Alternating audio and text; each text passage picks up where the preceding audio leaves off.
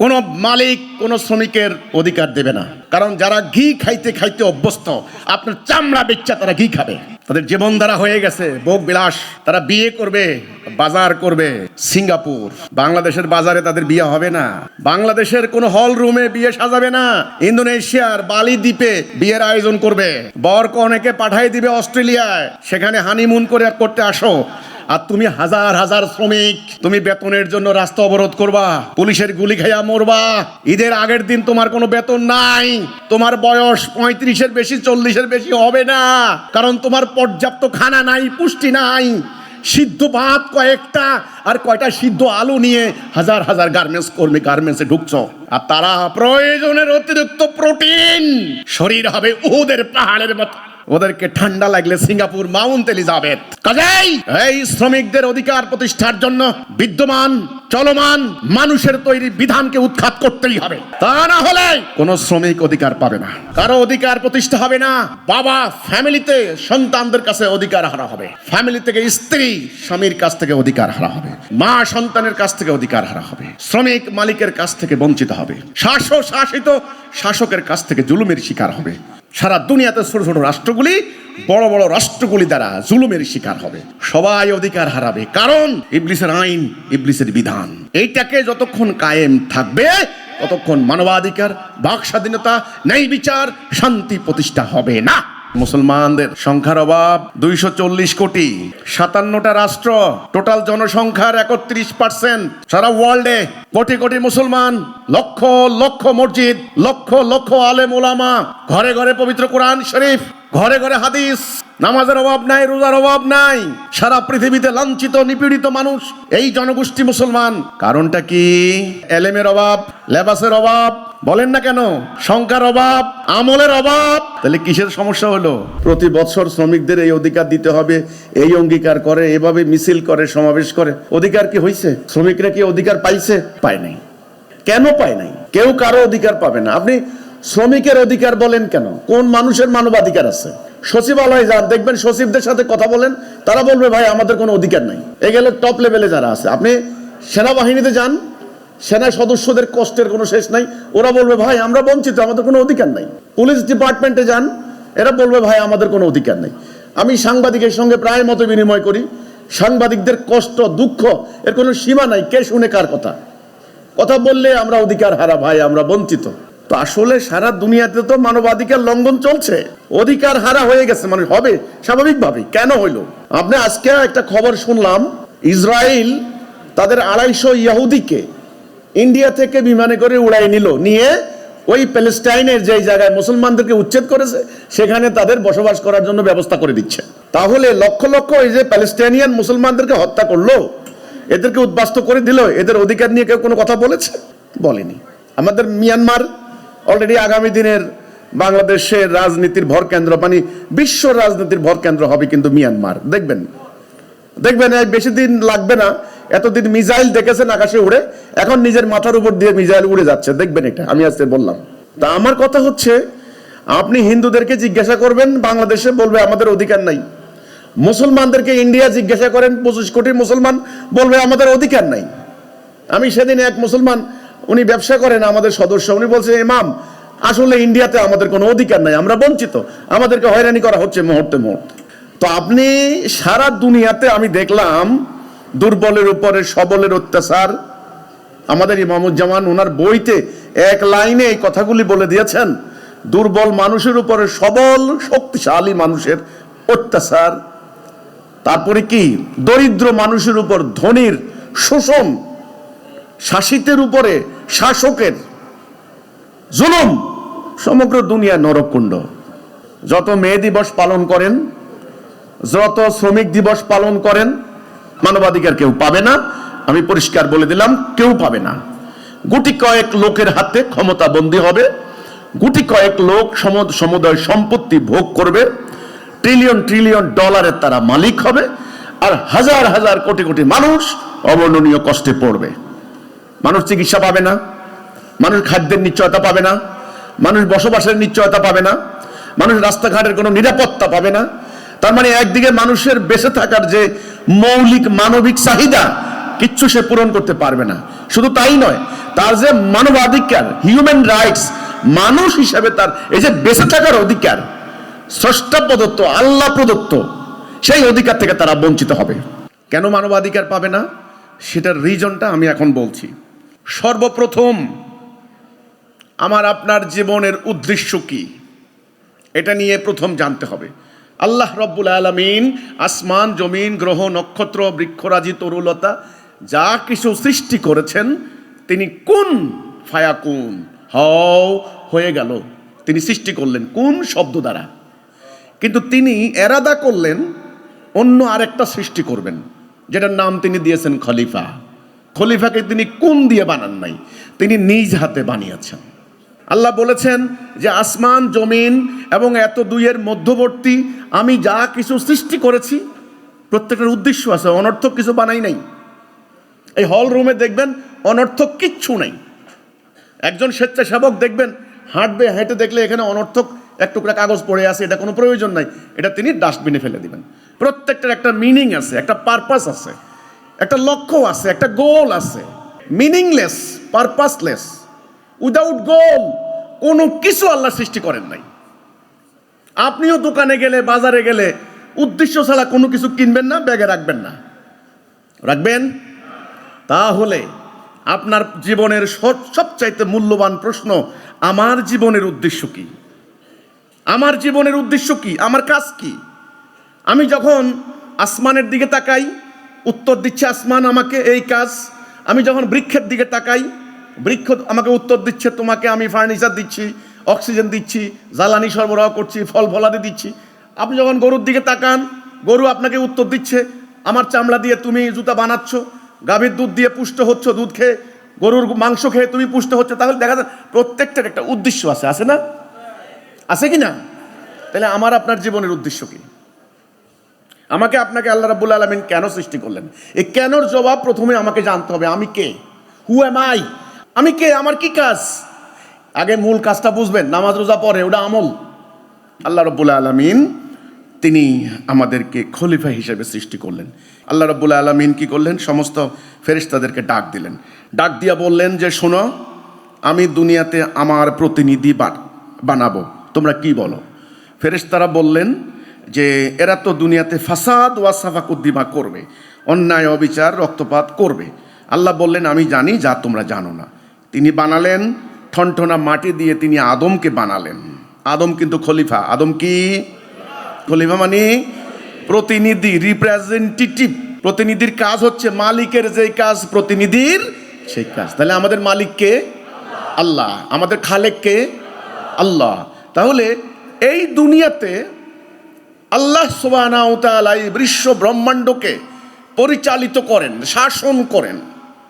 ঠিক এই দুনিয়াকে পরিচালিত করা হলো খলিফার কাজ, দুনিয়াকে শাসন করা। তো তিনি যখন বানালেন তখন সমস্ত ফেরেশতাদেরকে বললেন আমি যখন এর ভেতরে আমার রূহ ফুঁকে দেব, ওয়া নাফাখতু ফীহি মির রূহি, আমার থেকে যখন রূহ ফুঁকে দেব সবাই সেজদা করবা। মাটির আদম আর মাটির আদম রইলেন না, ওনার ভেতরে আল্লাহ রূহ ফুঁকে দিলেন, আল্লাহর সিফত চলে গেল। কি সাংঘাতিক কথা! এই কথাটা অনেকে বুঝবেন না, অনেকে বলেন এগুলা মারেফতি লাইনের কথা, আধ্যাত্মিক কথা, সুফিবাদী ঘরানার কথা।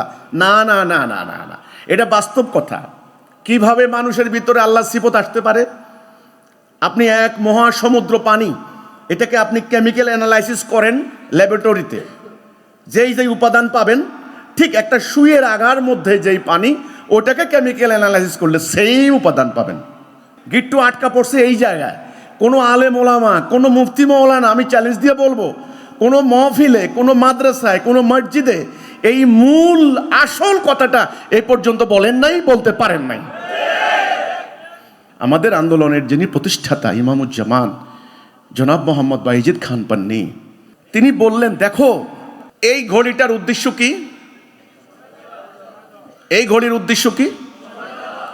সময় দেওয়া। সময় দেওয়ার জন্য এটাকে বানানো হয়েছে। আচ্ছা, এটা যদি সময় না দেয় এটা কি আপনি হাতে রাখবেন?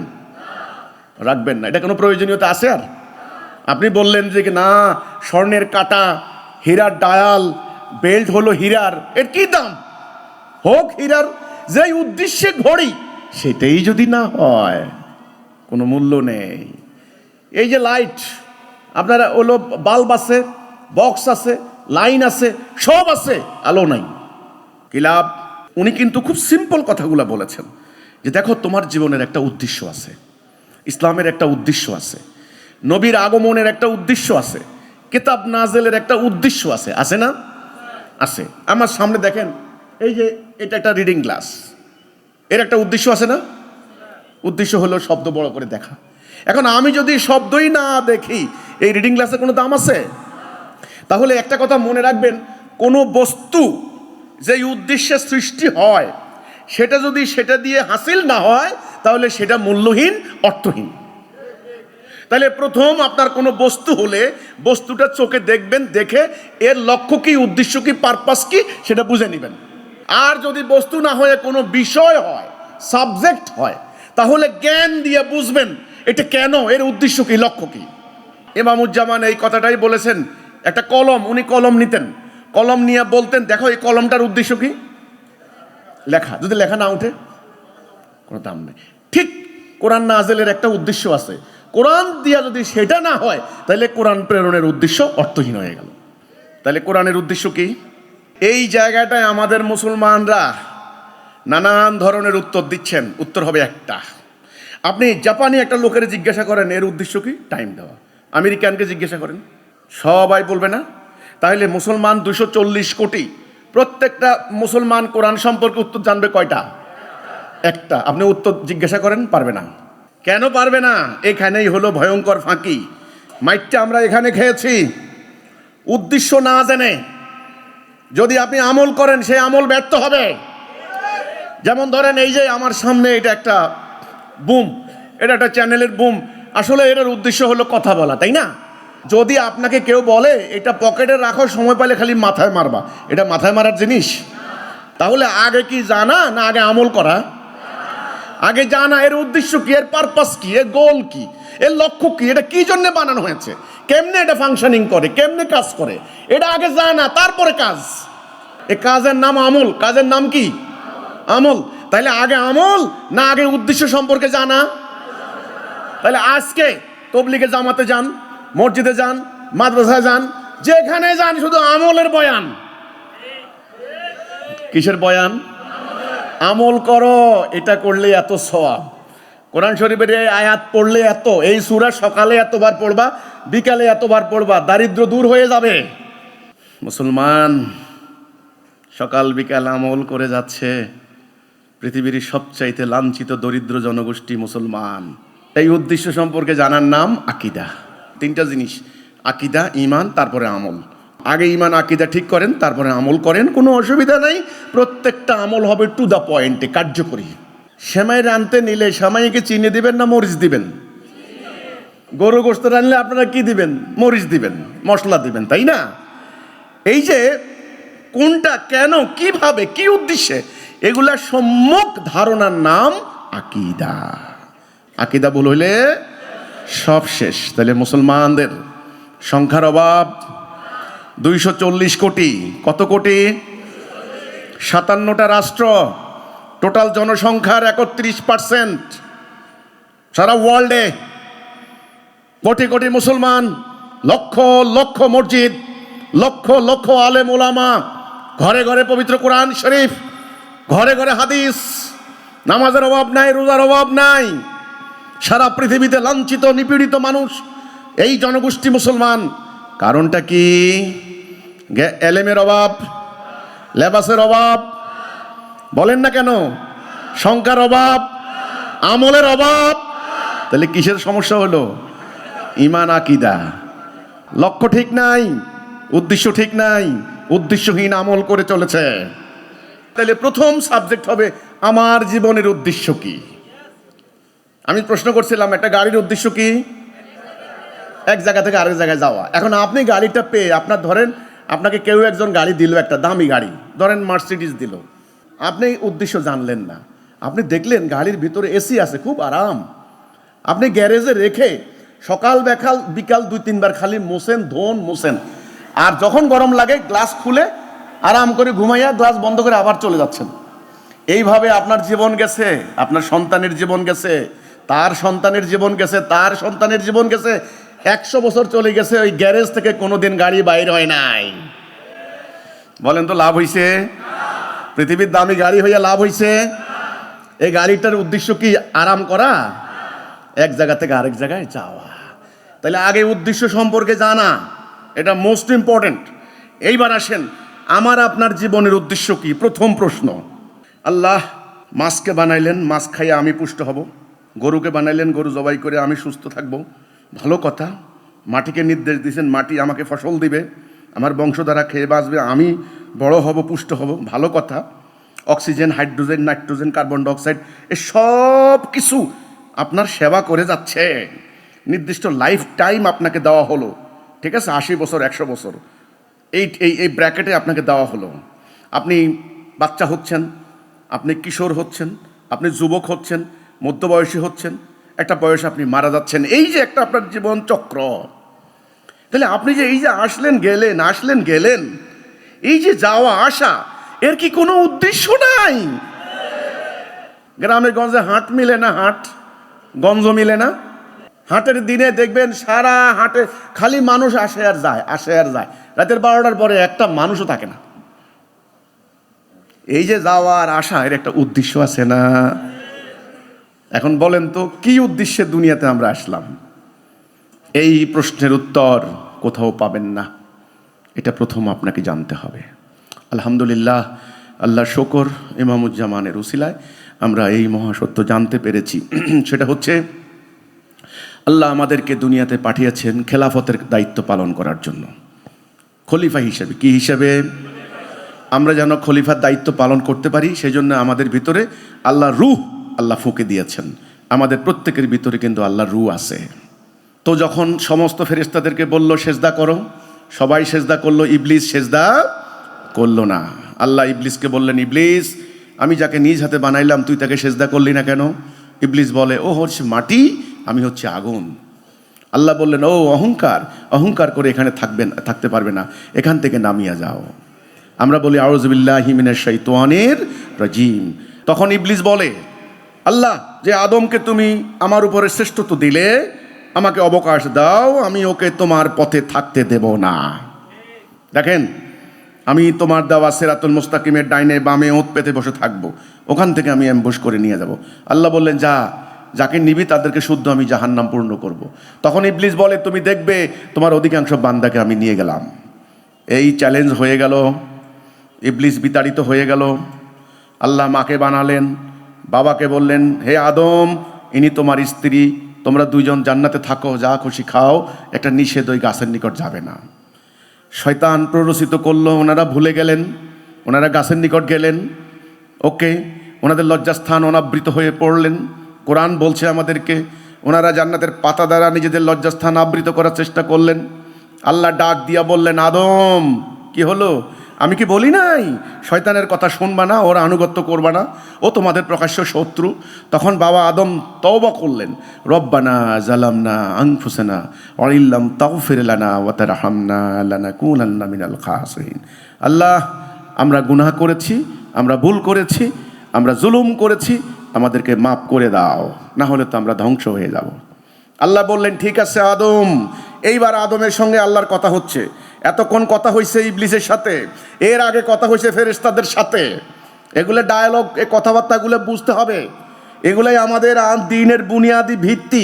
এটাই আমাদেরকে জীবনের উদ্দেশ্য সম্পর্কে সিদ্ধান্ত দিয়ে দেবে, কি করব কি করব না। এবার বাবা আদমকে বললেন, ঠিক আছে ঠিক আছে। আল্লাহ বললেন, আদম, এখানে আর থাকতে পারবে না, এখান থেকে নামিয়া যাও, ওখানে বংশবৃদ্ধি করো। ওখানে কোথায়? এই পৃথিবীতে। আমার পক্ষ থেকে হেদায়া আসবে। ফাইম্মা ইয়াতিয়ান্নাকুম মিন্নি হুদা ফামান তাবিআ হুদায়া ফালা খাউফুন আলাইহিম ওয়ালা হুম ইয়াহজানুন। আমার পক্ষ থেকে হেদায়া আসবে, যারা আমার হেদায়ার এতায়া করবে তাদের কোনো ভয় নাই, তাদের কোনো চিন্তা নাই। এবার বলেন, আমাদেরকে সৃষ্টি করেছেন কে? আমাদের অস্তিত্ব ছিল না, অস্তিত্ব থেকে অনস্তিত্ব থেকে অস্তিত্বে আনছেন কে? আল্লাহ। আমাদের ভিতরে কার রূহ? আল্লাহর রূহ। তাহলে আমরা কি? খলিফা। আমরা কার খলিফা? আল্লাহর খলিফা। আমরা কার খলিফা? তাহলে দুনিয়াতে আমাদের মূল ইবাদত কি? আল্লাহর খেলাফত করা। দুনিয়াতে আমাদের মূল কাজ কি? আল্লাহর খেলাফত করা। একজন ডাক্তারকে হাসপাতালে নিয়োগ দেয়, ওনার মূল কাজ কি? চিকিৎসা করা। খুব খেয়াল করেন, নির্বাচন আসলে নির্বাচনের টাইমে ওনাদেরকে রিটার্নিং অফিসার বানায়, সেটা তো ভিন্ন কথা, কিন্তু ওনার মূল কাজ নির্বাচনের ভোট কালেকশন করা না, চিকিৎসা করা। একজন প্রফেসরকে কলেজে নিয়োগ দেয় কি জন্য? শিক্ষা। তাইলে মূল কাজ, মূল ডিউটি ওটা হলো ইবাদত। সূরা জারিয়াতে আল্লাহ বলছেন, ওমা খালাকতুল জিন্না ওয়াল ইনসান ইল্লা লিয়াবুদুন, জিন এবং ইনসানকে আমার ইবাদত ছাড়া অন্য কিছুর জন্য বানাই নাই। তাহলে আমাদের মূল ইবাদত কি? আল্লাহর খেলাফত করা। আমরা কার খলিফা? আল্লাহর খলিফা। আমরা যেন আল্লাহর খেলাফত করতে না পারি, প্রধান শত্রুকে ইবলিস। আল্লাহ আর ইবলিস এই দুইটা কিন্তু ভালো করে বুঝতে হবে, না হলে কিন্তু মুশকিল আছে। কিন্তু আমরা আল্লাহর খেলাফত করব কি দিয়া? আল্লাহর খেলাফত করব আল্লাহর হুকুমের আনুগত্য করার মধ্য দিয়ে। উনি আসেন একজন, এই বিশ্বাস না কেবল উনি আসেন, এটা তো ইবলিসও বিশ্বাস করে। ইবলিস তো কথা বলছে, নো, তার হুকুমের আনুগত্য। আরে ভাই, আপনার বাবা আছে, বাবাকে বিশ্বাস করেন। আব্বা আছে, আব্বা আপনার জন্মদাতা পিতা, ওকে। কিন্তু আব্বা বলল, এই সন্ধ্যাবেলায় বাজারে ঘুরবি না, এটা আমার হুকুম। এই ভোরের বেলায় উঠবি, উঠি ফজরের নামাজ পড়বি, দ্বিতীয় হুকুম। তৃতীয় হুকুম, মদ খাবি না, ওকে। আপনি বললেন, দূর আব্বা কিয়া বুঝে এগুলা, বুড়া মানুষ, রাতের 1টা পর্যন্ত আড্ডা দিমুনি। আরে মদ খাই, টাল হয়ে থাকবো, অসুবিধা কি? ভোরে ওঠা দরকার নেই, 12টা বাজে ঘুমের থেকে উঠবো। এই যে আমি কি আব্বাকে অস্বীকার করছি? পিতা হিসেবে কি অস্বীকার করছি? কি অমান্য করেছি? হুকুম, আব্বার হুকুম, হুকুম অমান্য করেছি। তাই আমরা কি আল্লাহকে অস্বীকার কিন্তু করি না? মক্কার কাফেররাও কিন্তু আল্লাহ অস্বীকার করতো না। আমাদের মাইকটা এখানে, আমরা মাইকটা এখানে গাইছি। ইমামুজ্জামান আমাকে প্রথমে এই জিনিসটাই বুঝাইছেন। উনি যখন বললেন তোমরা তো আল্লাহকে মানো না, আমি কি কয় উনি, আমরা বেলা আল্লাহরে মানি না। আল্লাহর লাগা জীবন দিতে আসি, বাড়ির সামনে মসজিদ বানাইছি, হুজুরদেরকে দাওয়াত দিয়ে খাওয়াই, জমি বিচ্ছে হজ করতে যাই, আর উনিকে আমরা বেলা আল্লাহরে মানি না। এই গিট্টু ছুড়াইতে অনেক কষ্ট হয়েছে আমাদের। আল্লাহ লানত পড়লে পরে এই গিট্টু বাঁধে, নাহলে আমাদের তো গিট্টু বাঁধার কথা ছিল না। তো এই হুকুমের আনুগত্য করার আরবি ঘোষণাই হচ্ছে লা ইলাহা ইল্লাল্লাহ, আল্লাহ ছাড়া কারো হুকুম মানি না। প্রথমে কিন্তু লা, প্রথমে কি? লা, অস্বীকার। কাকে অস্বীকার? আল্লাহর পরিপন্থী, আল্লাহর বিপরীত যত হুকুম আছে, বিধান আছে, আদেশ আছে, নিষেধ আছে, আমি কাউকে মানি না। আল্লাহ বলেছেন চুরি হারাম, চুরি সারা জীবন হারাম থাকবো। আরেক বেটা কইছে না না চুরি জায়েজ, no no no no no. তাহলে লা আগে কি? লা, লা মানে কিছুকে আগে অস্বীকার করা হচ্ছে। কি অস্বীকার করা হচ্ছে? অন্য কোনো হুকুম। কার বিপরীত? আল্লাহর বিপরীত। অস্বীকার করেই তারপরে আল্লাহটা স্বীকার, আগে অস্বীকার। বিদ্যমান চলমান এই যে রাজনৈতিক ব্যবস্থা, অর্থ ব্যবস্থা, যেটা দিয়ে আমাদের রাষ্ট্র চলে, কোর্ট কাছারিতে বিচার হয়, অর্থনীতি চলে, রাজনীতি চলে, যেই বর্তমান সিস্টেম, এটা আল্লাহ নয়। এটাকে অস্বীকার না করা পর্যন্ত কারো ঈমান হবে না। নামাজ তো দূরের কথা মিয়া, আগে এটাকে অস্বীকার করতে হবে। তাহলে আগে লা, আগে কি? লা ইলাহ, মানি না কোনো ইলাহ ইল্লাল্লাহ, আল্লাহ ছাড়া। অর্থাৎ আল্লাহ ছাড়া আমি কারো হুকুম, আইন, বিধান, নিয়ম, নীতি, কারো বিধান মানি না। আমি মানব কার হুকুম? আনুগত্য করব কার? বিধান মানব কার? হুকুম মানব কার? কেন মানব? আল্লাহর খেলাফত করার জন্য। যদি আমি আল্লাহর খেলাফত করি তাহলে পৃথিবীতে শান্তি আসবে। কি আসবে? শান্তি আসবে। শান্তির নাম ইসলাম। ইন্নাদ-দীনা ইনদাল্লাহিল ইসলাম। তাহলে আল্লাহ কি চান? শান্তি না অশান্তি? আর ইবলিস কি চায়? অশান্তি। এখন আমাদের সামনে রাস্তা দুটি। রাস্তা কয়টি? দুইটা। এ ডান আর বাম, সত্য আর মিথ্যা, ন্যায় আর অন্যায়, ধর্ম অধর্ম, আল্লাহর হুকুম আর ইবলিসের হুকুম। আর এই রাস্তা যারা চলবে তারা মোমেন, এই রাস্তা চলবে যারা তারা কাফের। আল্লাহর দৃষ্টিতে মানুষ দুই প্রকার। আপনারা বলতে পারেন আওয়ামী লীগ, বিএনপি, জামাত, এনসিপি, হিন্দু, বৌদ্ধ, খ্রিস্টান। আল্লাহর কাছে মানুষ দুই প্রকার, মোমেন, কাফের। পরকালে জান্নাত, জাহান্নাম। আপনি কোন দিকে যাবেন সিদ্ধান্ত আপনার। এই স্বাধীনতা আপনাকে দেওয়া হয়েছে। এইখানে আল্লাহ বলেছেন এই জোর করবি না। আমি কারামান কাতিবিন, আমি 2 ফেরেশতাকে লাগিয়ে রাখছি, তারা অডিও করছে, ভিডিও করছে। স্বাধীনতা দিয়েছি, আমি সময় মতো পাকড়াও করব এবং হিসাব নেব। আনিন নাঈম, প্রত্যেকটা নিয়ামতের হিসাব আমি নিয়ে ছাড়ব। আমি তাকে সমস্ত দুনিয়ার সেবা কার্যে আমি তাকে লাগিয়ে রেখেছি। সে আমার মাছ সিদ্ধ করে খেয়ে ফেলছে, সে আমার বিদ্যুৎকে চাকরের মতো ব্যবহার করেছে, মাটির বুকে কোদাল চালিয়ে সে ব্যবহার করেছে, অক্সিজেন, হাইড্রোজেন, নাইট্রোজেন ব্যবহার করেছে। তাকে আমি আমার সমস্ত ফেরেশতা, সমস্ত মালায়েক দিয়ে সার্ভিস দিয়েছি আমার খেলাফত করার জন্য। সে আমার খেলাফত বাদ দিয়ে ইবলিসের খেলাফত করেছে, লম্বা দাড়ি রেখেছে, আরবিতে কথা বলেছে। এগুলি কোনো কাজে আসবে না। এখন বলেন, আমাদের সামনে রাস্তা কয়টা? এটার নাম হেদায়া। এটার নাম কি? হেদায়া মানে সঠিক পথ। পথ কথাটা কেন আসে? গন্তব্যে যাওয়ার জন্য। তাহলে আমাদের গন্তব্য কোথায়? জান্নাত। জান্নাতের জন্য কি লাগবে? হেদায়া। ইহদিনাস সিরাতাল মুস্তাকিম। ওই যে হাদিস শুরু করেছিলাম, মসজিদ থাকবে, কি থাকবে না? কি থাকবে না? হেদায়া থাকবে না। মসজিদগুলি হবে লোকে লোকারণ্য, সেখানে হেদায়া নাই। হেদায়া না থাকার কারণে এই নামাজ আমাদের জাতীয় জীবনে লক্ষ্য হাসিল করতে পারছে না। নামাজের শৃঙ্খলা হচ্ছে লক্ষ্য, আমাদের কোনো লক্ষ্য নাই। নামাজের ঐক্যবদ্ধতা, শৃঙ্খলা, আমাদের কোনো শৃঙ্খলা নাই, ঐক্যবদ্ধতা নাই। কারণ হেদায়া নাই। কি নাই? হেদায়া নাই। এখন বলেন, আপনারা রায় দেন, পুরো মানব জাতি কি ডান দিকে আছে না বাম দিকে? পুরো মানব জাতি কি আল্লাহর ইবাদত করে না মানুষের আইনের? তাহলে কোরআনের সংজ্ঞা মোতাবেক আমরা কি মোমেন দাবি করতে পারি না কাফের? এই কথা সেই কথা। সমস্ত ইবলিসের অনুসারী, ইবলিসের তাবেদার, এই ইবলিসের অনুসারীদের মাথা খারাপ হয়ে যাবে। তোমাকে হত্যা করতে আসবে, তোমার বিরুদ্ধে ফতোয়া দিবে, তোমাকে আগুন দিয়ে জ্বালিয়ে দেবে, তোমাকে অবরুদ্ধ করবে, তোমাকে বাড়ি ছাড়া করবে, তোমাকে সমাজচ্যুত করবে। তোমার বিরুদ্ধে মিটিং হবে মসজিদে, মিটিং হবে মাদ্রাসায়, মিটিং হবে বোর্ড অফিসে, মিটিং হবে থানায়। তোমার বিরুদ্ধে সমাবেশে এমপি সাহেব বক্তব্য দেবেন, যারা পার্লামেন্টের মানুষের আইনের প্র্যাকটিস করে। এদেরকে মুসলমান সার্টিফিকেট দিয়ে রেখেছে ধর্ম ব্যবসায়ীরা। কাজেই ঈমান আনবা সাবধান, বুঝে শুনে ঈমান আনো। যে ঈমান আনে সে আল্লাহ ছাড়া কারো পরোয়া করে না। যে ঈমান আনে সে আল্লাহর সামনে মাথা নত করে। যে ঈমান আনে সে কখনো পালায় না। যে ঈমান আনে সে শহীদ হতে চায় আল্লাহর জন্য।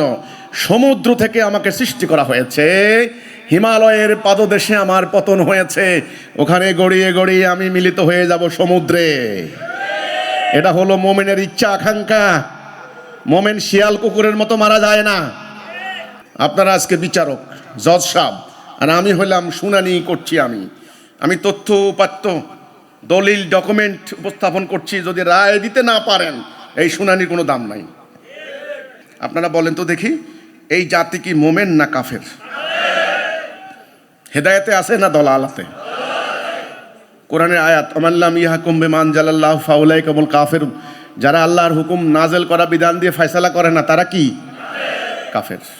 আমাদের বক্তব্য হলো, আমাদেরকে আল্লাহ সৃষ্টি করেছেন, এটা আমাদের বিশ্বাস, বুনিয়াদি ইয়াকিন, আকীদা। আমরা দুনিয়াতে এমনি এমনি আসি নাই, ওকে?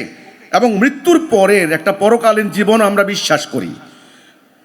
সেখানে আমরা জান্নাতে যেতে চাই, জাহান্নামে যেতে চাই না। আমি আল্লাহকে বিশ্বাস করে আমি যখন নামাজ পড়লাম, এটা আমার উপরে ফরজ, তাহলে আমার আল্লাহর আইনে আদালতে বিচার হবে, এটাও ফরজ। শুয়োর খাওয়া আমার জন্য হারাম, সুদ খাওয়াও হারাম। আমার জন্য রোজা রাখা ফরজ, জিহাদ করাও ফরজ। কুতিবা আলাইকুমুস সিয়াম, তোমাদের জন্য রোজা ফরজ করে দিলাম। একই আয়াত আল্লাহ বলছেন কুতিবা আলাইকুমুল কিতাল, তোমাদের জন্য যুদ্ধ ফরজ করে দিলাম। কুতিবা আলাইকুমুল কিসাস, এই কিসাস মানে বদলা, এটা আদালতের বিচার। কেউ যদি আপনার কান কাটা দেয়, আপনি তার কান কাটা দিবেন আদালতের রায় মোতাবেক। এর আগে দুটো স্টেপ আছে, সেটা হলো আপনি তাকে ক্ষমা করতে পারেন অথবা জরিমানা রাখতে পারেন, যে তুই আমার কান কাটে দিছস 10 লক্ষ টাকা জরিমানা দে। এই প্রভিশন আছে, কিন্তু বিচার করতে হবে আল্লাহর আইনে। তাইলে আদালতে আল্লাহর আইনে বিচার করা কি ফরজ, রোজা রাখা ফরজ, যুদ্ধ করা কি ফরজ, নামাজ পড়া ফরজ, জিহাদ করা ফরজ, শুয়োর খাওয়া হারাম, সুদ খাওয়া। তাইলে আমরা কি করছি এখন দেখেন, আমরা শুয়োর খাই না, ঘৃণা করি, কিন্তু রাষ্ট্র চলে কিসের উপরে? সুদের উপরে। আজকের খবর সর্বশেষ, আজকে ডেইলি স্টারে এসেছে, গত ইন্টারিম আমেরিকার সঙ্গে চুক্তি করেছে বিমান আনবে, বোয়িং বিমান আনবে। জানেন তো এটা নাকি জানেন না? প্রায় $3 বিলিয়ন। 3 বিলিয়ন, $1 বিলিয়ন কত গুণ দেন? 1 বিলিয়ন লেখেন 100 কোটি ডলার, 120 টাকা দিয়ে গুণ দেন, হাজার হাজার হাজার হাজার কোটি টাকা। আচ্ছা, এইটা লোন দিছে কে বলেন? আমেরিকার export import bank of America, আমেরিকার এক্সিম ব্যাংক লোন দিছে মাগনা। আপনার যাদের বোনের জামাই সুদ, আমি হিসাব করেছি 10% সুদ হইলে এই প্রতি বছর সুদ দিতে হবে 3,500 কোটি টাকা, শুধুমাত্র বিমান কেনার টাকা। বাংলাদেশ 1.5 লক্ষ কোটি টাকা সুদ দিতে হয় প্রতি বছর বিভিন্ন সংস্থাকে, জাইকাকে। ওই রাশিয়ান রূপপুর পারমাণবিক বিদ্যুৎ খাইবেন না, ওই সুদ ওরা মাগনা দিবে না তো আপনাকে। পুরা রাষ্ট্র ভাসতেছে সুদের উপরে। তা আমি পুরো রিপোর্টটা পড়লাম, আচ্ছা এটার গ্যারান্টার কে? গ্যারান্টারটা কে? কারে এত বড় বিরাট টাকা দিল?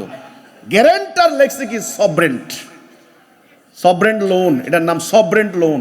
এরা আমাদের সাধারণ মানুষের সবরেন্ট লোন বুঝবে না।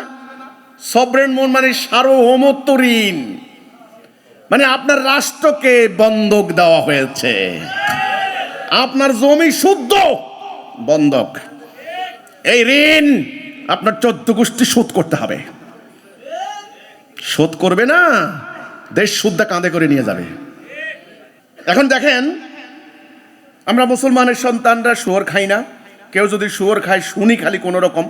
কেউ যদি শুয়োরের ব্যবসা করে, শুয়োরের পাল রাখে, তার কাছে মেয়েও বিয়ে দিবে না কেউ।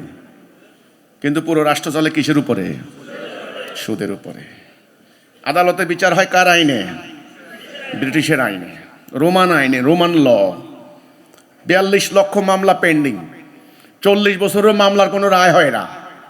আপনি এক বান্ডেল টাকা নিয়ে যান, টাকা নিতে নিতে শেষ পর্যন্ত আপনার মানে পরনে প্যান্ট বাদে আর কিছু রাখবে না, আপনার খাইতেও দিবে না। আপনি খালি একটা কলা আর পাউরুটি আদালতে খাবেন, ঠিক আছে? আপনার কিছু রাখবে না সোজা কথা শরীরের মধ্যে।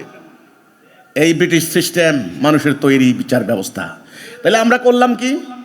কিছু মানলাম, কিছু মানলাম না। কোনটা বাদ দিলাম, কোনটা নিলাম? জাতীয়, রাষ্ট্রীয়, সামষ্টিক এগুলা বাদ দিলাম, এগুলা মানলাম মানুষের। আর ব্যক্তিগত আমল আকলাক নিলাম আল্লাহর। মানুষের জীবনধারাটা, পুরো জীবন ব্যবস্থা দুইটা প্রকার, একটা হলো ব্যক্তিগত, একটা হলো জাতীয় রাষ্ট্রীয়। তাহলে আমরা জাতীয় রাষ্ট্রীয় আইন মানি কার? ব্রিটিশের। আর ব্যক্তিগত কিছু আমল আকলাক করছে কার হুকুমে? আল্লাহর হুকুমে। তাহলে আমরা কি ইমানদার হইলাম? আমরা কি ইমান থাকলো? আমরা কিছু মানলাম, কিছু মানলাম না। আংশিক মানা, আংশিক না মানা, এটার নাম কি? শিরক। আল্লাহ বলছেন ইন্নাল্লাহা লা ইয়াগফিরু আন ইউশরাকা বিহি, আল্লাহ শিরক ক্ষমা করবেন না। এই ছাড়া তিনি যাকে ইচ্ছা তা ক্ষমা করবেন। এখন বলেন তো দেখি, আমরা কি এখন ডান দিকে আছি নাকি বাম দিকে আছি? আমরা কি ধর্মকর্ম বুঝি কিছু? হুজুররা জানে এগুলা, হুজুররা কই। এসব কথা চলবে না। হাসরের দিন হুজুরের দোহাই দিয়ে কি আপনি বাঁচতে পারবেন? বলেন তো দেখি। কোরআন বলে হাসরের দিন নাকি জাহান্নামীরা একজন আরেকজনকে এমন দোষারোপ করবে, ঝগড়া লাগাই দিবে। তখন আল্লাহ বলবেন, এই আমার সামনে ঝগড়া করবি না, এদেরকে বাইর করে এখান থেকে। এর দোষ দিবে, ও দোষ দিবে, এর দোষ দিবে। এই জন্য আল্লাহ বলছেন স্বামী স্ত্রীর দায় দিতে পারবে না, স্ত্রী স্বামীকে দায় দিতে পারবে না। রাসূলকে বলছেন, হে রাসূল, আপনাকে ওদের কর্মের জন্য দায় করা হবে না, আপনার কোনো কর্মের জন্য ওদেরকে দায় করা হবে না। এই জন্য আল্লাহর আইনের একটা বিধান আছে, একজনের অপরাধে আরেকজনকে শাস্তি দেওয়া যাবে না। আমাদের দেশে তো পোলায় যদি অপরাধ করে বাবারে নিয়ে মাইরা ফেলেছে পিটাইয়া। আবার বলেন, আমরা জাতিগতভাবে কি মোমেন না কাফের? আমরা কি ডান দিকে আছি না বাম দিকে আছি? আমরা কি আল্লাহর খেলাফত করছি না ইবলিসের খেলাফত করছি? আমরা কি আল্লাহর আনুগত্য করছি না ইবলিসের আনুগত্য করছি? তাহলে আমাদের এখন কি কর্তব্য? আমাদের কি এখন ঈমান আনা কর্তব্য নাকি অন্য খালি আমল নিয়ে দৌড়াদৌড়ি করা কর্তব্য? আমরা ঈমান থেকে সরে গেছি। কোন জায়গা থেকে সরে গেছি? ঈমান থেকে সরে গেছি। আমাদের রাষ্ট্র চলে ব্রিটিশের আইনে, আল্লাহর আইনে না। এই কারণে আমরা কলেমা তাওহীদের মধ্যে নাই। এখন আমাদের কি কর্তব্য? আবার ঈমান আনা। আপনি একটা 1 লেখেন, 1-এর পিঠে 0 লেখেন কত? আর একটা 0 কত? 1 না থাকলে তাহলে আগে 1 লেখেন না ভাই, তারপরে নামাজ রোজা হজ যাকাত করেন। আপনাকে জান্নাত নেবে কিসে? ঈমানে না আমলে? ঈমানে। এই হলো কথাটা। কাজেই আপনি জান্নাতে যদি যেতে চান, যদি মুক্তি পেতে চান, ঈমান আনতে হবে।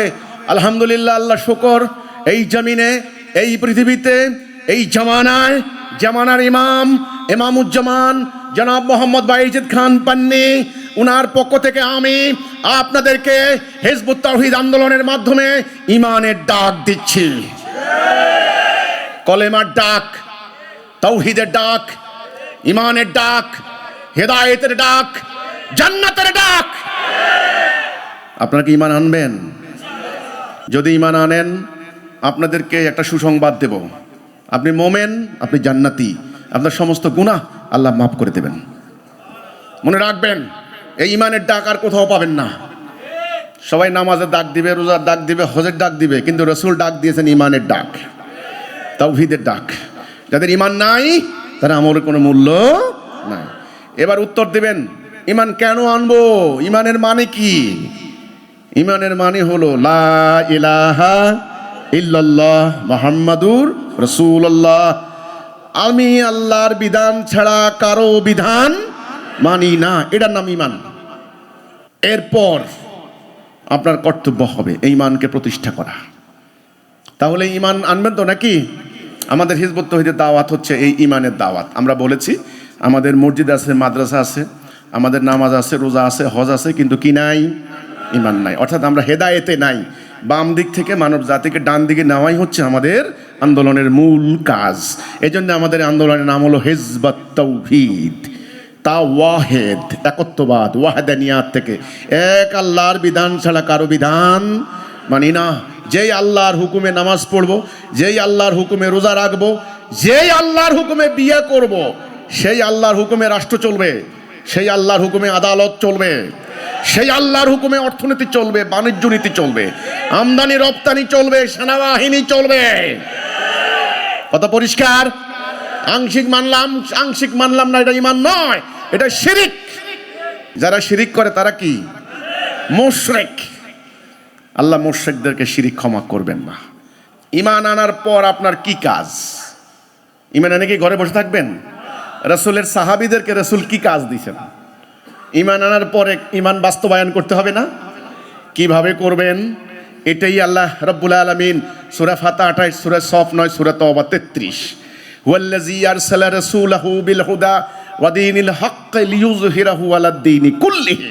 তিনি আল্লাহ, যিনি আপন রাসূল পাঠিয়েছেন এই জন্য অন্যান্য সমস্ত দ্বীনের উপরে এটাকে বিজয়ী করে। দ্বীন কয় প্রকার? 2 প্রকার। আল্লাহর দেওয়া দ্বীন, মানুষের তৈরি দ্বীন। দ্বীন মানে জীবন ব্যবস্থা, system of life, way of life. আপনার রাস্তা হাঁটার জন্য রাস্তা লাগে না? একটা রাষ্ট্র চালানোর জন্য জীবন বিধান লাগে, একটা সংবিধান লাগে। এই যে জীবন বিধান, সিস্টেম অফ লাইফ, আমাদের জীবনটা কেমনে চলবে, এই বিধান 2 প্রকার। কয় প্রকার? আল্লাহর নাজেল করা, আল্লাহ নিজে ডিজাইন করা, আর একটা হলো ইবলিসের তৈরি করা। এখন দুনিয়াতে কার দিন চলে? মানুষের তৈরি দিন না? আল্লাহ কি সুদ দিছে? তো তাইলে এটা তো আল্লাহর না। এখন এইটা কি চলবে না এটাকে বাদ দিবেন? এই যে বাদ দেব, এই সিদ্ধান্ত কে নিবে? মোমেন। এই সিদ্ধান্ত কে নিবে? মোমেন। আর ইবলিসের আইন চলুক, এই সিদ্ধান্ত কে নিবে? কাফের। এই জন্য আল্লাহ বলছেন মোমেন লড়াই করে আল্লাহর পথে, আর কাফের লড়াই করে তাগুতের পথে। এখন বলেন, দুনিয়াতে যে এক্সিস্টিং আইন বিধান চলছে, এই আইনের কারণে আজকে 1 মে কোনো লাভ হবে না, কারো অধিকার প্রতিষ্ঠা হবে না। বাবা ফ্যামিলিতে সন্তানদের কাছে অধিকার হারা হবে, ফ্যামিলি থেকে স্ত্রী স্বামীর কাছ থেকে অধিকার হারা হবে, মা সন্তানের কাছ থেকে অধিকার হারা হবে, শ্রমিক মালিকের কাছ থেকে বঞ্চিত হবে, শাসিত শাসকের কাছ থেকে জুলুমের শিকার হবে। মনে রাখেন, সেনাবাহিনীর সদস্যরা অফিসারদের হাত থেকে কাছে জুলুমের শিকার হবে। সারা দুনিয়াতে ছোট ছোট রাষ্ট্রগুলি বড় বড় রাষ্ট্রগুলি দ্বারা জুলুমের শিকার হবে। সবাই অধিকার হারাবে, কারণ ইবলিসের আইন, ইবলিসের বিধান, এইটাকে যতক্ষণ কায়েম থাকবে ততক্ষণ মানবাধিকার, বাক স্বাধীনতা, ন্যায় বিচার, শান্তি প্রতিষ্ঠা হবে না। ধরুন আপনার এমন একটা রোগ, ভয়াবহ রোগ, দুনিয়ার কোনো ডাক্তার আপনাকে সার্টিফিকেট দিতে পারে না যে আপনি যে ভালো হবেন। কি কি রোগটা কি? আপনার মাথা ঠিক থাকে না, পাগলের মতো আচরণ করেন, আপনার পেটে সবসময় অসুখ লেগে থাকে, আপনার রক্ত দূষিত হয়ে গেছে, হার্টের নাই, শেষ, ব্লক হয়ে গেছে। এইভাবে আমি বলতে গেলে দুনিয়ার রোগ আপনার চোখে দেখেন না, দাঁত নাই, ওকে, এরকম ভয়ঙ্কর অবস্থা। তা আমি বললাম, এমন একটা গাছ আছে বা এমন একটা গাছের শিকড় আছে বা একটা গাছ আছে, এটা কি আপনার লাগবে? তখন আপনি তো পাগল মতো, ভাই ভাই আছে লাগবে, এই গাছটা খাওয়ার সাথে সাথে সমস্ত শরীর রোগ ভালো হয়ে যাবে। আমি এটাকে যত কঠিন দুর্গম জায়গায়, যত দূরবর্তী জায়গায় বলি না কেন, আপনি জান প্রাণ দিয়ে চেষ্টা করবেন না ওটা আনতে, ওটা খাইতে। হ্যাঁ, সকালে ঘুমাইবেন আর সারা রাত চিন্তা করবেন কখন যাব, কেমনে যাব, কিভাবে যাব। আপনি আমার কাছে বলবেন, ভাই কেমনে যাইতে হবো, কিভাবে যাইতে হবো। তা আপনারা তো সেই চিন্তাটা করেন না। আমি বললাম, এই বর্তমান এই সংকট মানব জীবনে এই যে যুদ্ধগুলি হচ্ছে, 20,000 অ্যাটম বোম প্রস্তুত, মানব জাতিকে কেউ বাঁচানোর কোনো সক্ষমতা নাই ভাই। পরিস্থিতি কিন্তু ভালো না, ভয়াবহ খারাপ। যারা মধ্যপ্রাচ্যে ছিলেন, মধ্যপ্রাচ্যে আসছেন, দুবাই, কাতার, কুয়েত, বাঙালিও মারা গেছে। আমেরিকা টনে টনে বোমা নিক্ষেপ করেছে ইরানে, ইরান টনে টনে বোমা নিক্ষেপ করেছে এই রাষ্ট্রগুলাতে। মারা গেছে কে? মুসলমান। সম্পদ ধ্বংস হয়েছে কাদের? মুসলমানদের। তেল ধ্বংস হয়েছে কাদের? মুসলমানদের, আমাদের, আপনাদের। আমেরিকার কি হয়েছে? আরে ভাই, যুদ্ধ ওদের একটা ব্যবসা, এটা জানেন তো নাকি? একটা খবর পেলাম, $30 বিলিয়ন খরচ হয়েছে, 300 বিলিয়ন নাকি ইনকাম করছে এই প্রিন্স সালমান আর হলো ডোনাল্ড ট্রাম্প, এই মিল্লা। $300 বিলিয়ন ওদের ইনকাম হয়েছে, যারা তেলের ব্যবসা করে। কিন্তু গরিব মানুষ বঞ্চিত হয়েছে। এই সুযোগে দ্রব্যমূল্যের দাম বেড়ে গিয়েছে, আপনার সংসার চালাইতে কষ্ট হচ্ছে, আপনার বুকের ভিতরে, বুকের উপরে আরো বেশি বোঝা, এখন আপনার নিঃশ্বাস বন্ধ হয়ে যাচ্ছে। আপনার ফ্যামিলিতে চিকিৎসা করার টাকা নাই, শিক্ষা দেওয়ার, বাচ্চাকে বেতন দেওয়ার টাকা নাই। কিভাবে টাকা থাকবে? টাকা তো শোষণ করে নিয়ে যাচ্ছে, এ তো সম্পদের ভ্যালু নিয়ে যাচ্ছে আরেকজন। এই জন্যে এই জুলুম বন্ধ করতে হলে সিস্টেম অফ লাইফ পাল্টাতে হবে, জীবন ব্যবস্থা পাল্টাতে হবে। এখন বলেন তো দেখি, জীবন ব্যবস্থা কয় প্রকার? আল্লাহ দেওয়া। আচ্ছা, আল্লাহ দেওয়া জীবন ব্যবস্থা কে দিয়েছেন? এর ডিজাইনার কে? সৃষ্টি করেছেন কে? আল্লাহ। কোনটার একটা বিল্ডিং এর নকশা তিনি বানিয়েছেন, বিল্ডিং এর বিম কেমন হবে, এর দরজা কয়টা হবে, জানালা কয়টা হবে, এর কয়তলা, এর সমস্ত ডিজাইনার আল্লাহ রাব্বুল আলামিন তিনি দিয়েছেন। এই দিনটা দিয়ে তিনি কাকে দিয়েছেন? দিনটা রাসূলকে। রাসূল কি করেছেন বলেন তো দেখি? দিনটা প্রতিষ্ঠা করেছেন। কোথায় প্রতিষ্ঠা করেছেন? আরবে, জাজিরাতুল আরবে দিনটা কায়েম করেছেন। আল্লাহ কোরআনের সূরা শুরা 13 নম্বর আয়াতে বললেন, আন আকিমুদ্দিন, দিন কায়েম করো। এই নির্দেশ কে দিয়েছেন? আল্লাহ। তাই আকিমুস সালাহ, এই নির্দেশ কে দিয়েছেন? তাহলে হাইয়া আলাস সালাহ বললে যে দৌড় মারেন দলে দলে, ভালো কথা। আকিমুদ্দিন, ওই বেলায় লোক পাই না কেন? ওই বেলায় দলে দলে খালি গণতন্ত্রের ভোট দিতে যান। আল্লাহর দিনটা কায়েম হবে কিভাবে? কে কায়েম করবে? আপনারা তো কায়েম করার দায়িত্ব আপনাদের ছিল। আপনারা যারা কোরআন পড়েন, কোরআন মুখস্থ করেন, বাচ্চাদেরকে হেফজখানায় দিয়ে হাফেজ বানান, এটা স্বার্থপরতা। আপনি মনে করছেন হাসরের দিন আপনি যত আকাম করবেন আপনার হাফেজ সাহেব পোলা সুপারিশ কইরা নিয়ে যাইব। তাহলে আমরা কি করলাম? আংশিক মানলাম, আংশিক মানলাম না। এখন বলেন, আল্লাহ রাসূল যখন দিন কায়েম করলেন তখন কি হলো? আজকে শ্রমিক দিবস, আল্লাহ রাসূল যখন আন্দোলন শুরু করলেন, এই আন্দোলনে বড় লোক, প্রভাবশালী, অভিজাত পরিবারের লোকেরা আসে নাই, তারা বিরোধিতা করেছে। ধর্মের ধ্বজাধারী ধর্মগুরু আবু জাহেলরা প্রধান শত্রু হিসেবে আবির্ভূত হয়েছে। রাজনীতিকে নিয়ন্ত্রণকারী, রাষ্ট্রের মূল দায়িত্ব মানে গোত্রের প্রধান আবু সুফিয়ান রাসূলুল্লাহর বিরুদ্ধে অভিযানের আয়োজন করেছে। ওরা আসে নাই। পয়সাওয়ালা, প্রভাবশালী, ক্ষমতাশালী ধর্মগুরু আসে নাই। আসছিল কে? বেলালের মতো লোক, কৃষিজীবী, শ্রমজীবী, কৃতদাস। এই মানুষগুলি বঞ্চিত, অসহায়, যাদের কথা বলার অধিকার নাই, গায়ে কাপড় নাই, পেটে ভাত নাই, বাক স্বাধীনতা নাই। এই মানুষগুলি রাহমাতুল লিল আলামিনের মুখে শান্তির বাণী, মুক্তির বাণী, জান্নাতের সুসংবাদ শোনার পর তাদের হৃদয় বিগলিত হয়ে গিয়েছে। তারা নিঃসংক চিত্তে তারা ঘোষণা দিয়েছে, আশহাদু আল্লা ইলাহা ইল্লাল্লাহ ওয়া আশহাদু আন্না মুহাম্মাদান আবদুহু ওয়া রাসূলুহু। আমরা সাক্ষ্য দিলাম আল্লাহ ছাড়া কোনো ইলাহা নাই এবং আপনি সত্যি আল্লাহর রাসূল। এই সাক্ষ্য দেওয়ার পরিণতি কি হয়েছিল আপনারা বলেন? সুমাইয়াকে একেবারে ফাড়া করে দুইটা টুকরা করে দিয়েছে। ইয়াসিরকে একদম হত্যা করে একেবারে বল্লম দিয়ে খুঁচিয়ে ইয়াসিরকে হত্যা করেছে। আম্মারকে পিটিয়ে অজ্ঞান করে তারা নিক্ষেপ করে দিয়েছে। বেলালকে আপনার সারাদিন মরুভূমির বালুর উপরে শুয়ে নির্যাতন চালিয়েছে। এই নিপীড়িত নির্যাতিত মানুষগুলি, এই শ্রমিক শ্রেণী, এটা আল্লাহ কোরআনে বলেছেন। তখন আল্লাহ মোমেনদেরকে নির্দেশ দিয়েছেন যে তোমরা কি আল্লাহর রাস্তায় কিতাল করবে না, যুদ্ধ করবে না? নিপীড়িত নির্যাতিত নারী শিশু আল্লাহর নিকট ফরিয়াদ করছে, আল্লাহ এই জালেমদের হাত থেকে আমাদেরকে রক্ষা করো এবং তোমার পক্ষ থেকে সাহায্যকারী পাঠাও। রাসূল সংগ্রাম শুরু করলেন। রাসূলের সংগ্রামের উদ্দেশ্য কি? আল্লাহর দ্বীন কায়েম করা। এই দিন আল্লাহ দিয়েছেন রাসূলকে। দিন দিয়ে আল্লাহ বলেছেন আপনি এটা প্রতিষ্ঠা করেন। এটা গাড়ি আমি আপনাকে দিলাম, বলে দিলাম এটা চালিয়ে গন্তব্যে যান। তাহলে মানব জাতির গন্তব্য কি? শান্তি, পরকালে জান্নাত। এই শান্তির জন্য আল্লাহর দ্বীন লাগবে। ওই আরব সমাজে দাসত্ব ব্যবস্থা, মাদকতা, নারী নির্যাতন, শিশু নির্যাতন, আপনার হলো মূর্তি পূজা, এগুলি পুরো আরব সমাজের একটা বৈশিষ্ট্য ছিল। পেটে ভাত নাই, অভাব, দারিদ্র, ওকে কোনো জাতিরাষ্ট্র নাই, কোনো সংবিধান নাই, অজ্ঞতা, মূর্খতা, এর সমস্ত কুসংস্কার পুরো আরব জাতি, এটার নাম জাহিলিয়াত। এই জাহিলিয়াতকে বন্ধ করার জন্য আল্লাহ রাব্বুল আলামিন শেষ নবীকে নির্বাচিত করলেন, ওনার মাধ্যমে দ্বীন দিলেন। তিনি দ্বীন প্রতিষ্ঠার সংগ্রাম শুরু করলেন। মক্কা 13 বছরে প্রথমে দাওয়াতি কাজ, তাওহীদের দাওয়াত, ঈমানের দাওয়াত। আগে এই প্রচলিত ব্যবস্থাকে অস্বীকার কারা করবা? আসো। ওই যে বললাম বেলাল, আম্মার, খাব্বাব, শুআয়ব, আবু বকর, ইনারা আসলেন অল্প কয়েকজন, 200 সোয়া 200 থাকতে পারেন নাই মক্কায়। রাস্তাঘাটে হামলা হতো, রাসূলকে আক্রমণ করেছে, হত্যা করা হয়েছে, বাড়িতে আগুন লাগিয়ে দেওয়া হতো।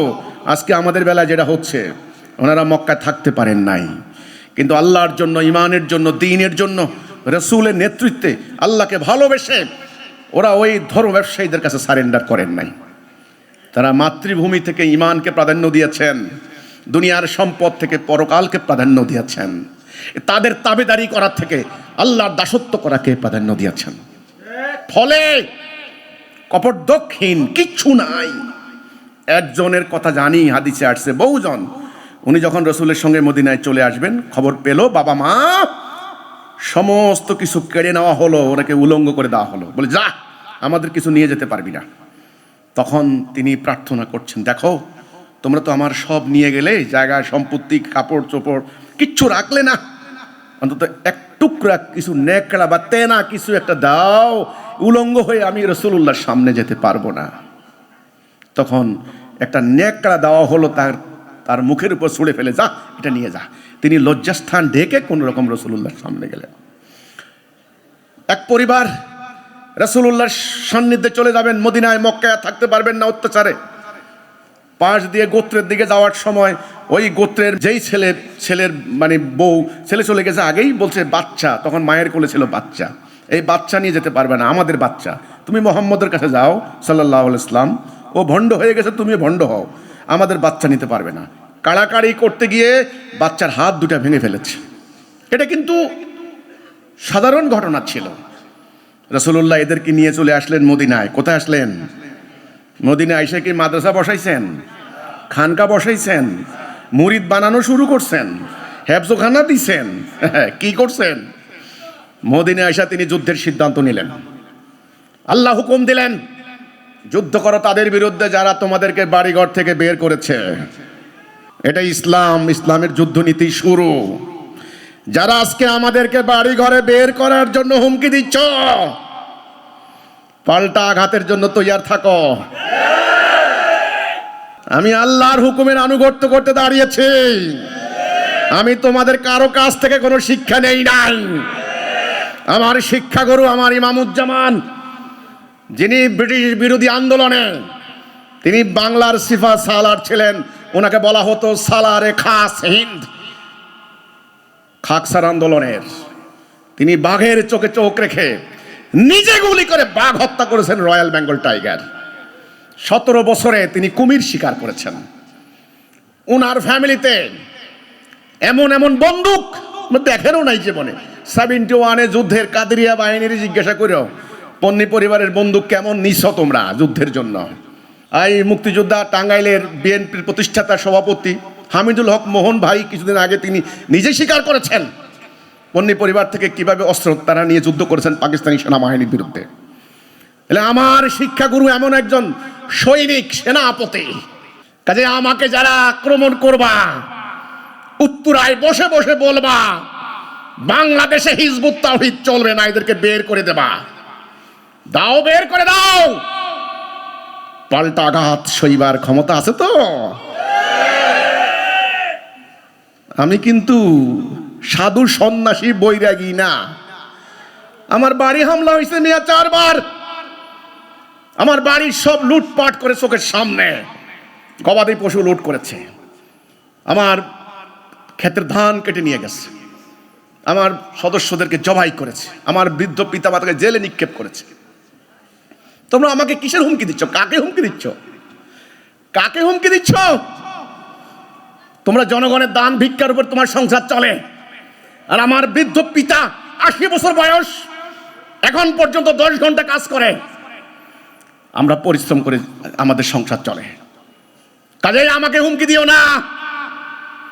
হিজবুত তাওহীদের প্রতিটা সদস্য উম্মতে মুহাম্মদী মুমিন, তারা রণাঙ্গনের জন্য প্রস্তুত। আমরা শহীদ হওয়ার জন্য দোয়া করি প্রতিনিয়ত। আমাকে তুমি দেশে থাকতে দিবা না। দেশ কি তোমার বাপ দাদার কেনা সম্পদ? এই রাস্তা তোমার অধিকার, যেমন আমারও অধিকার আছে। কিভাবে এই কথা বলতে পারে? হিজবুত তাওহীদ দেশে থাকতে পারবে না। ভালো কথা।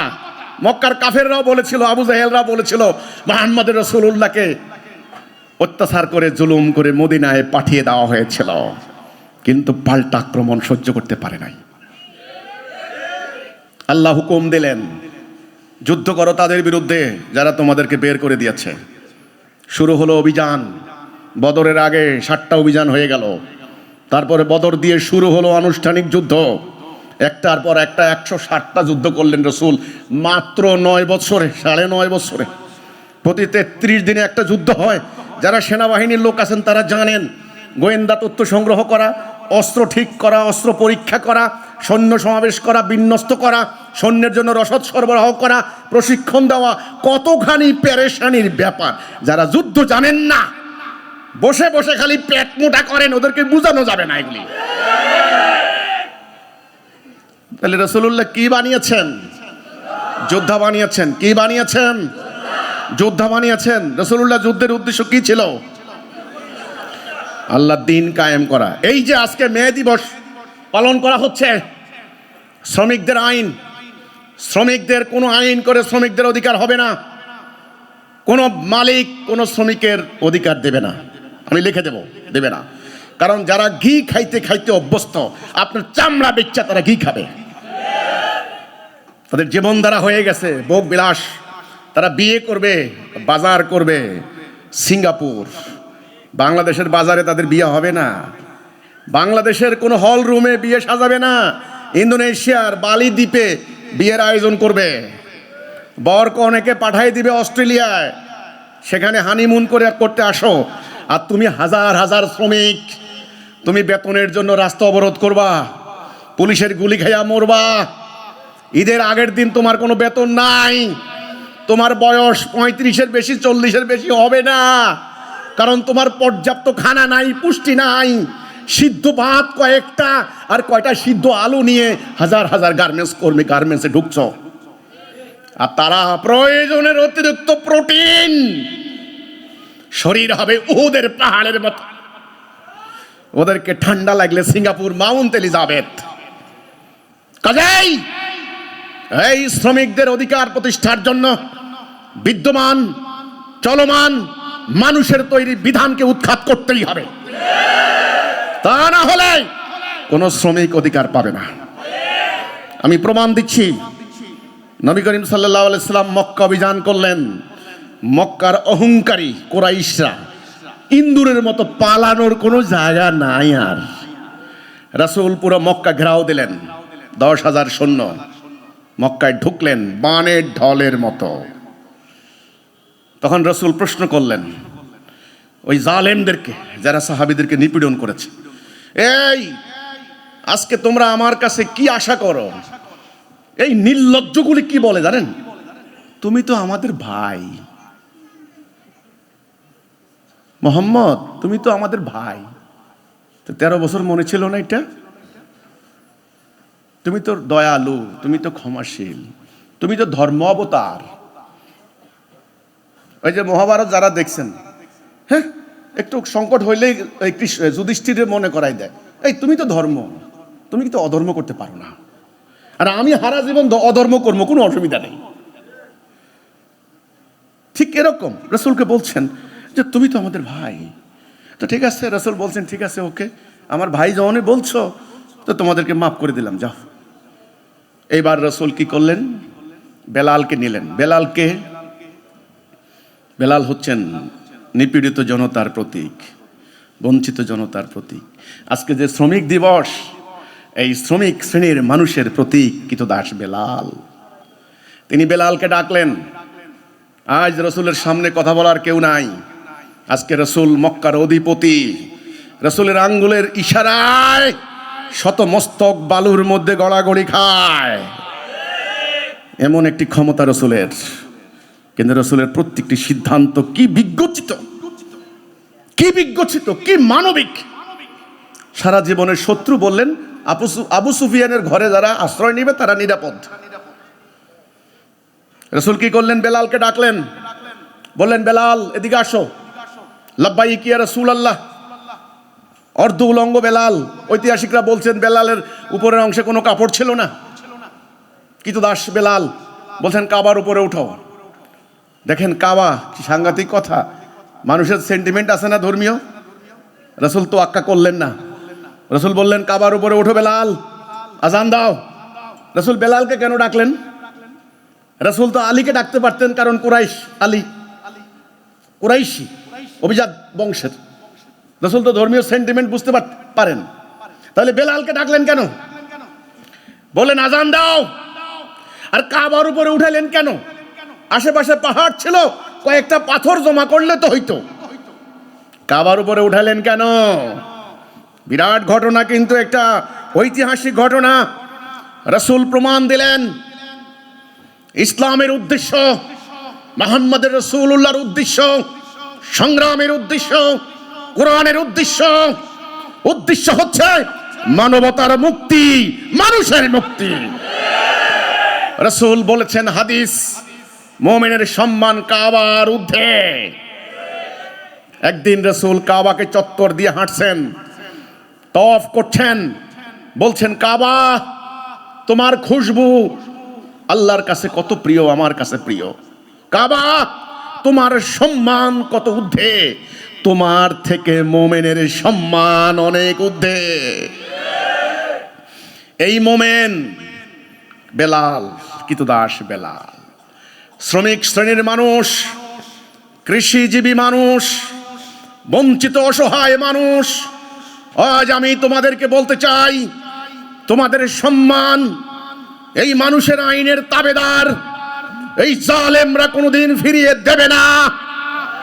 যদি তোমরা আল্লাহর আনুগত্য করো, যদি তোমরা আল্লাহর আইন মানো, যদি তোমরা আল্লাহর হুকুম মানো, যদি তোমরা রক্ত দিয়ে আল্লাহর দ্বীন কায়েম করো, তবে তোমাদের সম্মান হবে কাবার ঊর্ধ্বে।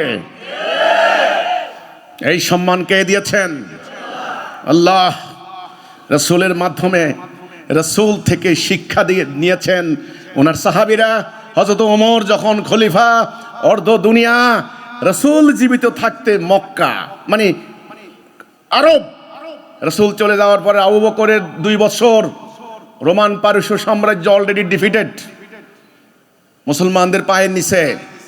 উনি যখন চলে গেলেন তখন ওমরের আন্ডারে আরব বিরাট এরিয়া, প্রায় তখন জানা পৃথিবীর অর্ধ পৃথিবী। এদিকে জেরুজালেম, আজকের যে জেরুজালেম, এটা মুসলমানদের প্রধানত হলো।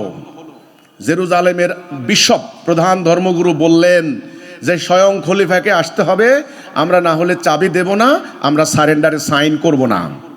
তা ঠিক আছে, খালিদ ইবনে ওয়ালিদ খবর দিলেন, অন্যান্য মুসলিম বাহিনীর কমান্ডাররা বললেন যে আমিরুল মুমিনিন ওরা আপনাকে চাচ্ছে। তিনি রওনা দিলেন।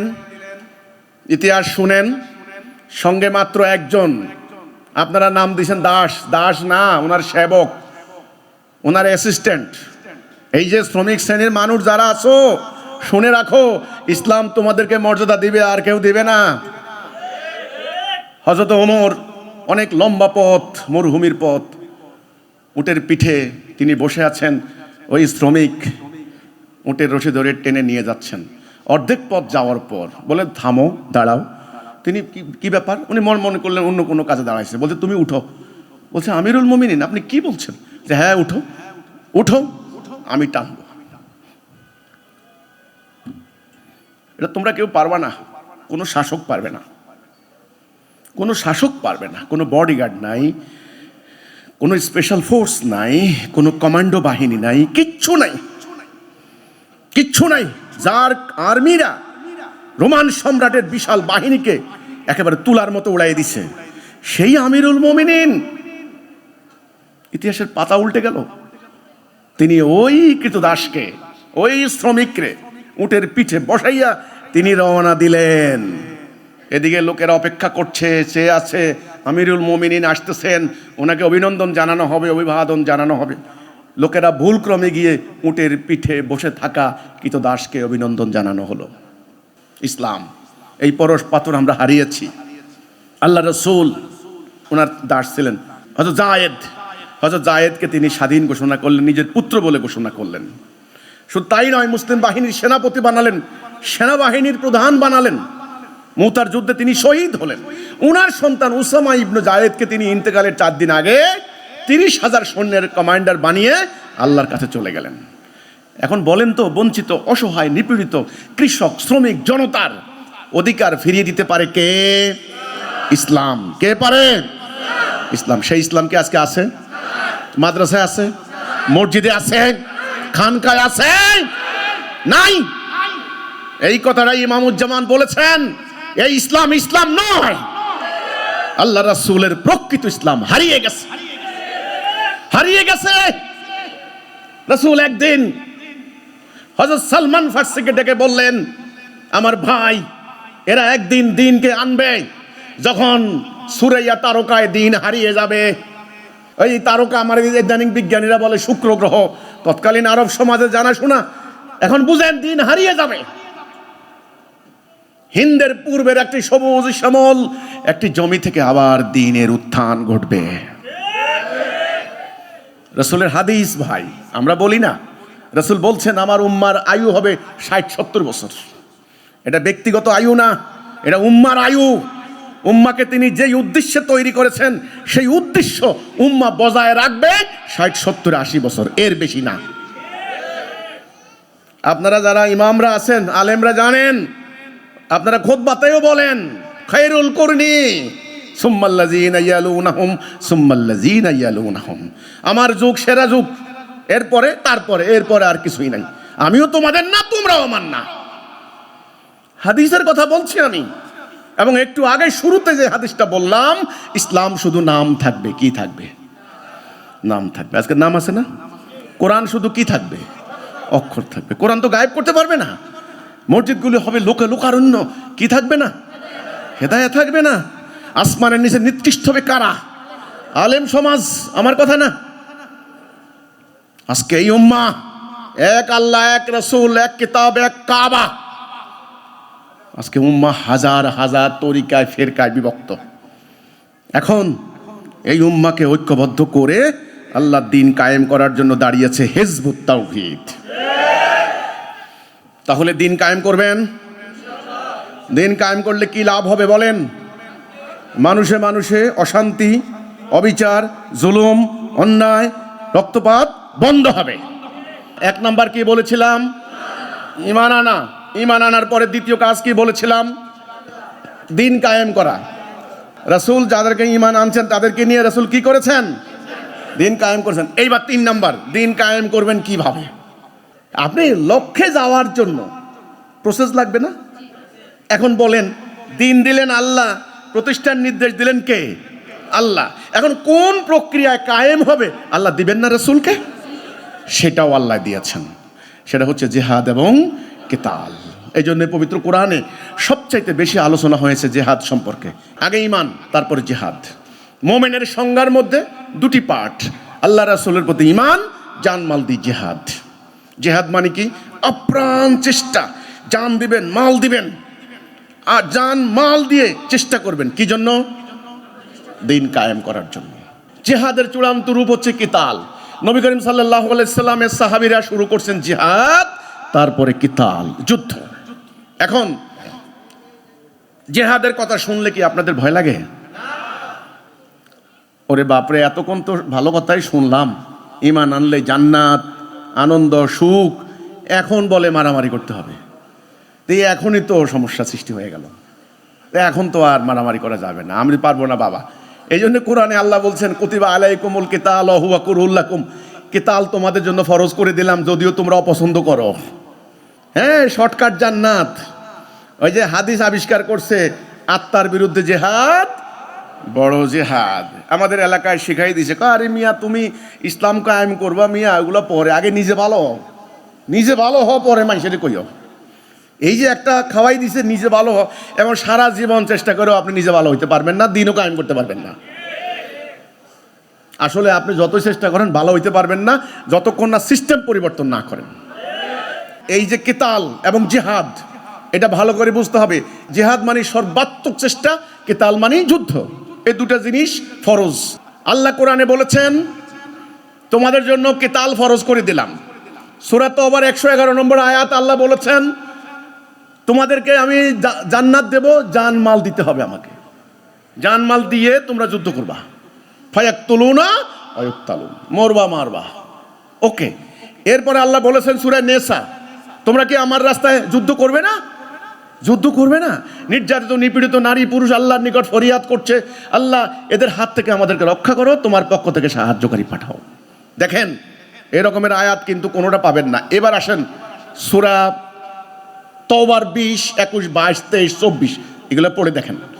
এই তোমরা যদি জিহাদ করো, অপেক্ষা যদি বাড়িঘর, ক্ষেত খামার, স্ত্রী পুত্র, হ্যাঁ, সহায় সম্বল, ব্যবসা বাণিজ্য, এগুলা নিয়ে পড়ে থাকো, অপেক্ষা করো, আমার নির্দেশ আসতেছে।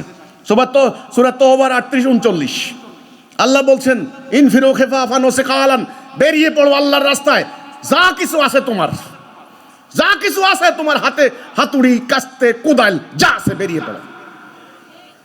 যদি বাইর না হও, 39 নম্বর আয়াত, এমন শাস্তি দেব অন্য জাতি চাপিয়ে দেব। শাস্তি খাচ্ছে না মুসলমান? তাই মুসলমান কি নামাজ ছাড়ছে, রোজা ছাড়ছে, হজ ছাড়ছে? কি ছাড়ছে বলেন তো? দিন প্রতিষ্ঠা বাদ দিস, জিহাদ বাদ দিস, কিতাল বাদ দিস। যেটা বাদ দিলে আল্লাহ উম্মাহ থেকে বাদ দিবেন, ওইটাই বাদ। এখন আপনারা বলেন, যে নবী 160টা যুদ্ধ করলেন, সে নবীর উম্মতের শরীর আখরোট কাঠের মতো তেলতেলা, পেট উহুদ পাহাড়ের মতো, জীবনধারা কি আলিশান। যুদ্ধের তলোয়ারের পরিবর্তে তসবির ছড়া। হ্যাঁ, মেসওয়াকের মাসালা। মেসওয়াক, পকেটে মেসওয়াক রাখে। মেসওয়াক সকালে মানুষের দেখায় দেখায় খালি মেসওয়াক করে, আর খালি খট খট খট খট করে, খালি মানুষের দেখায় দেখায়। মানে উনি কত সুন্নত পালন করে এই আর কি। আরে মিয়া, মেসওয়াকের হাদিসের এত গুরুত্ব দিলা, ভালো কথা, দাও ভালো কথা। তৎকালীন ব্রাশ ছিল না, টুথপেস্ট ছিল না, মানুষ গাছের ডাল দিয়া মক্কার লোকেরা পেশাব করে পানি তো ছিল না মিয়া, পায়খানা করে পানি পাইবো কোথায়? গোসল করতো না, ব্রাশ করতো না, কাপড় নাই, কিচ্ছু নাই, লেখাপড়া নাই। আরব জাতি, এই অশিক্ষিত মূর্খ জঙ্গল, এদেরকে নবী করিম সাল্লাল্লাহু আলাইহি সাল্লাম একটু একটু করে সভ্য বানিয়েছেন। রাসূল বলছেন, এ বেটা, পায়খানা কইরা একটু ঢিলা মুসামুসি করবি, 6টা ব্যবহার করবি, শিখাই দিয়েছেন। এখন কি আপনি কি এই ফ্ল্যাটে কিন্তু ঢিলা নিয়ে যাবেন?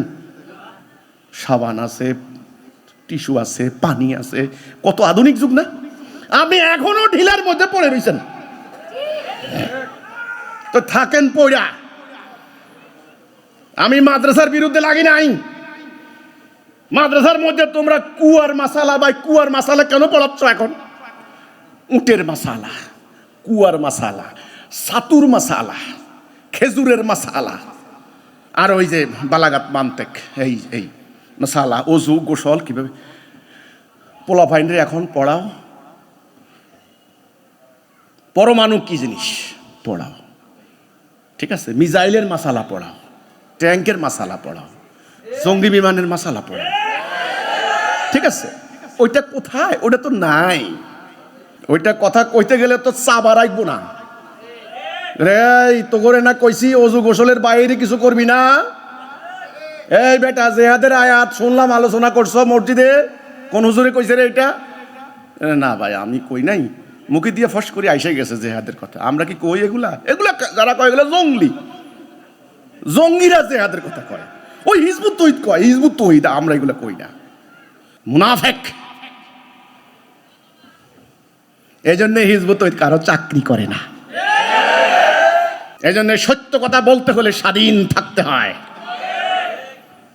আল্লাহ কোরআনে বলেছেন, ব্যবসাকে করেছি হালাল, সুদকে করেছি হারাম। ব্যবসা করো, সত্যনিষ্ঠ ব্যবসায়ী শহীদ সিদ্দিকদের সঙ্গে উঠবে।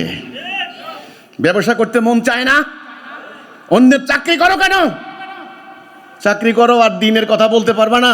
আর আমরা যখন বলা শুরু করব, এবার বলে, এই তোরা কস কি লেগা, তোরা কি মাদ্রাসা হজ্জুতি কি? মানে ওরা কি মাদ্রাসায় পড়েছে? তো মাদ্রাসা যদি পড়েই থাকো, এত অহংকার, তাহলে দিনের আসল কথা বলো না কেন?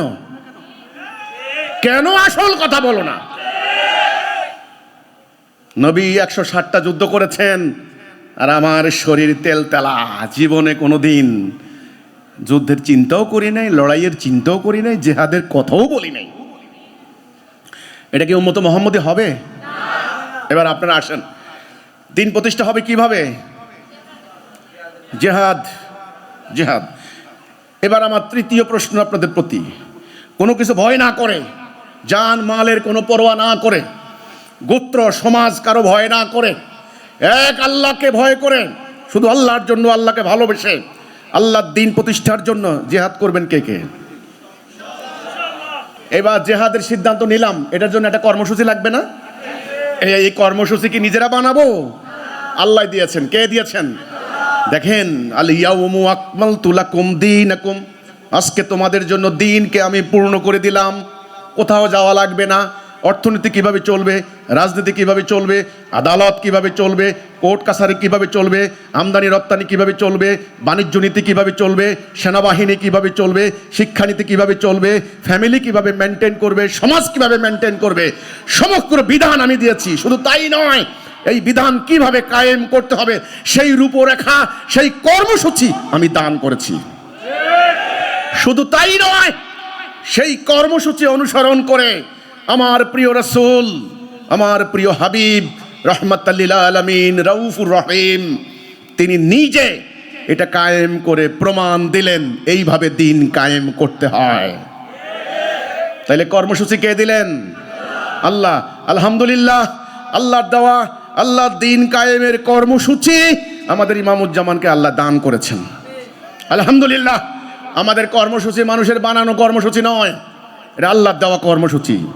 হাদিসে আছে সারা বাংলাদেশে এই কর্মসূচির আন্ডারে লক্ষ লক্ষ মুক্তিকামী মানুষ, জান্নাত পিয়াসী মানুষ, মোমেন প্রত্যাশী মানুষ আজকে ঐক্যবদ্ধ হচ্ছেন। এই কর্মসূচির 1 নাম্বার ঐক্য। 1 নাম্বার কি? 2 নাম্বার ডিসিপ্লিন, 3 নাম্বার আনুগত্য। আগে আল্লাহ, তারপর রাসূল, এরপর আমির। 4 নাম্বার হিজরত। হিজরত মানে আলাদা হওয়া হিজরান থেকে। আপনি ঈমান আনবেন, ঈমান আনলে আপনি শিরিক কুফরের সাথে মিশতে পারবেন না, আলাদা হইতে হবে।